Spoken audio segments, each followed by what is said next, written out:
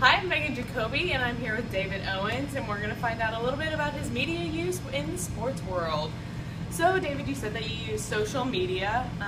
You said Twitter and Instagram are your main Twitter outlet or media outlets there. Who do you follow on Twitter? On Twitter, there are a group of people that I follow.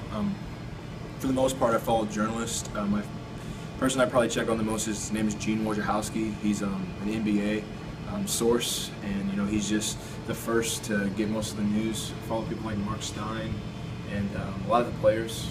They give you a lot of great information. Big NBA fan? Love NBA. Yeah? Who's your favorite NBA team? Indiana Pacers.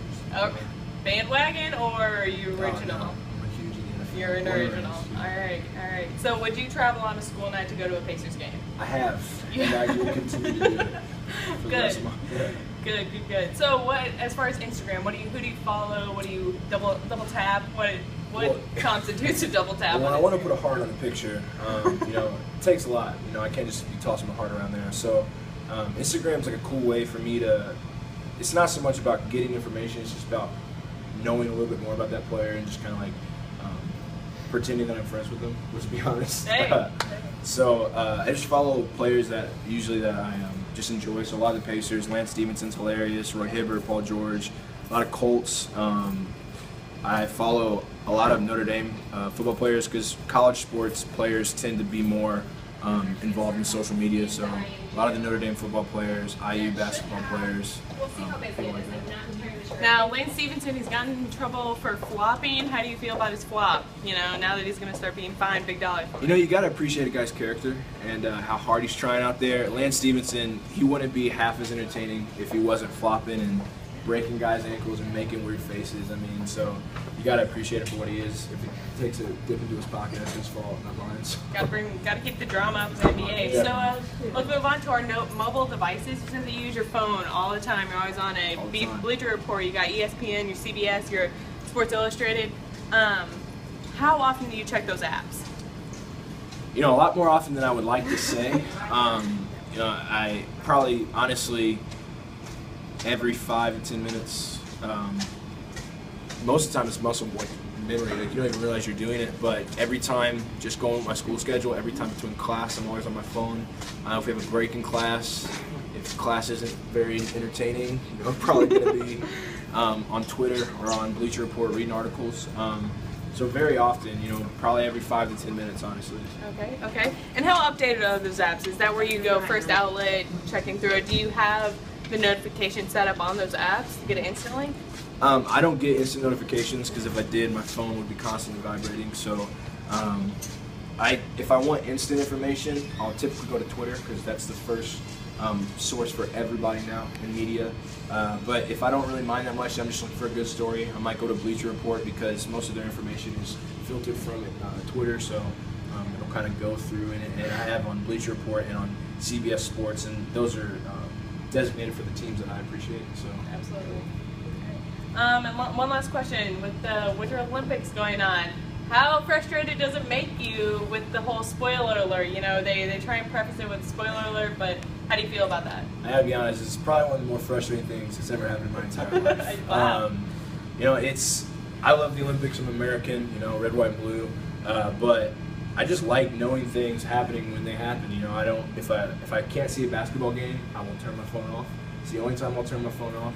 I will go la la la la if people are talking about it in the room. So it's really frustrating because I wanna watch the hockey games. I wanna watch speed skating, but it's not really entertaining when you know exactly who won or all the cool things that happen. So it's very frustrating. I just wish NBC would just show it real time, not prime time. So. Right. And how did you feel, just out of curiosity, about the Bodie Miller interview with?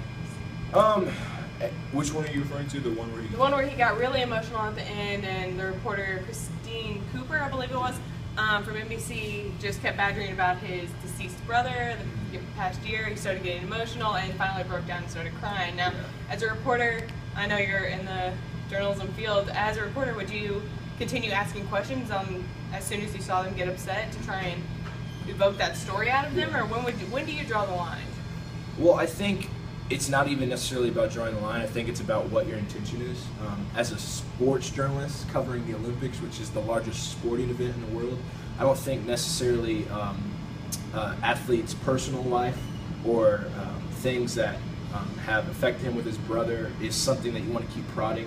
I think you have to respect them first as people, not just as pods of information that are gonna, help your career or something like that. So I definitely not a big fan of just prodding at athletes and trying to get more out of their personal life. If he had brought to the table, my brother, he motivated me to get this medal or something like that, that's okay. But I'm not really a big fan of kind of overstepping boundaries into the personal life. I'd love just to see interviewers think of creative questions about what actually happened on the field or on the ice. Yeah, Slopes. absolutely. And then your third outlet here, television. And I know a lot of people, it's probably where they get a lot of their news. So what teams do you watch when you tune in? Well, I'm a true Indiana fan, so I'm big Colts, Pacers, IU basketball, Notre Dame football, because I go to IU, all IU sports fall into that. So, if there's a Colts game or a Notre Dame football game, since football games only happen, 12, 13 times out of the year, college, NFL 17 weeks, but I watch every game. Basketball, Pacers don't get that much credit and don't get that much airtime, so I'll watch every game that the Pacers are on national television, and I'll watch all the other games if I can online. IU basketball, go to them. And so I definitely will watch the games, schedule my time around them if I have to. But, you got to keep your priorities straight. Family comes before games. Sometimes school comes before games, so it really just depends. Yeah, and just to go off of that, now, how often, in all honesty, this is a safe zone here, how often do you schedule your day around a sporting event? I mean, there's so many things going on. You got homework, you got family, you got, obviously your booming social life here. How often do you schedule your day around a sporting event? A game's at 7. What do you do if you've got a meeting at 6? I mean, every time there's a sporting event, my day's scheduled around it, just to be honest with you. Other than probably Sundays, because I think those are easy days, church football, that's, it's easy for me. But if there's mainly my evenings, because most games are in the evening, I mean, if there's a game that evening, that's what I'm going to be doing. So I'm not necessarily too embarrassed to admit that it's probably very, very often. All right, well, hey, another joke right here. And last question, I just have to know, what's your favorite TV show? Oh, my favorite TV show. I don't know if this is going to be surprising, but it's I have to say it's a tie between New Girl and The Walking Dead. So. An honest man, hey, he's not afraid to share his feminine side there, but you had to throw in the bloody, gory guts of The Walking Dead. Yeah, no. I get it. Yeah. Well, I'm Megan Jacoby. This is David Owens. Thank you guys. See you in class. Yeah.